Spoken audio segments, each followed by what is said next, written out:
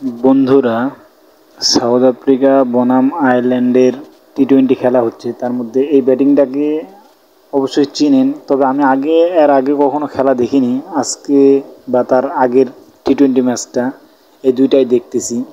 এর নাম হচ্ছে আপনার রোজ আদাইর। আর একটা আছে আদাইর, ওই হচ্ছে বোলিং, কিন্তু এই হচ্ছে ওপেনিং নামিছে আপনার ইয়াকের সাথে, স্টার্লিংয়ের সাথে, এই রোজ আদাইর। কিন্তু এর যে স্ট্রাইক রেট রে ভাই, আর যে মারের স্পিড, আপনার খেলাটা দেখবেন অবশ্যই মজা পাবেন।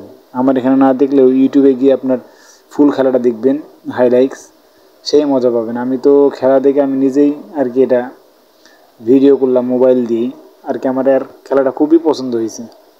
সাউথ আফ্রিকা এত বড় একটা টিম, সাউথ আফ্রিকাকে মনে করেন একেবারে নাকানি চুবানি খাওয়াচ্ছে এই রোজ আদাইর এই একাই।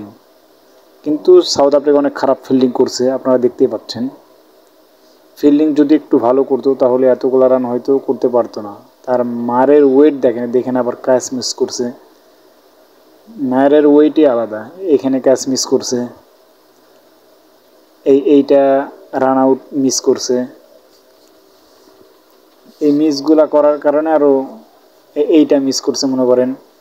এই মিসগুলা যদি না করতো তাহলে হয়তো এতদূর রানটা আগাইতে পারতো না।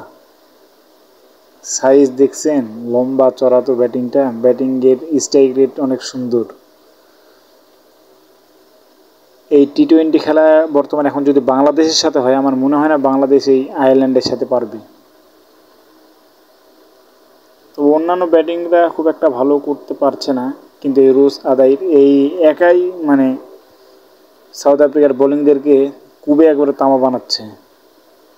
এই দ্বিতীয় উইকেট এখানে যায় 156 রানে দ্বিতীয় উইকেট গেছে। অবশেষে মনে করেন এই সেঞ্চুরি মারে, আর সেঞ্চুরি মারা পর্যন্ত আমি আর কি খেলাটা দেখছি, তারপরে তেমন দেখা হয়নি।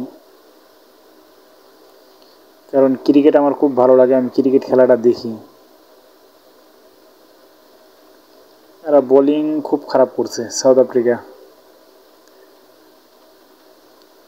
যদি বোলিং একটু ভালো করতো তাহলে হয়তো এত করতে পারতো না। আর এরা কাকে বোলিং নিচ্ছে, এটা অবশেষে আপনার সেঞ্চুরি মারেই দিল আর কি।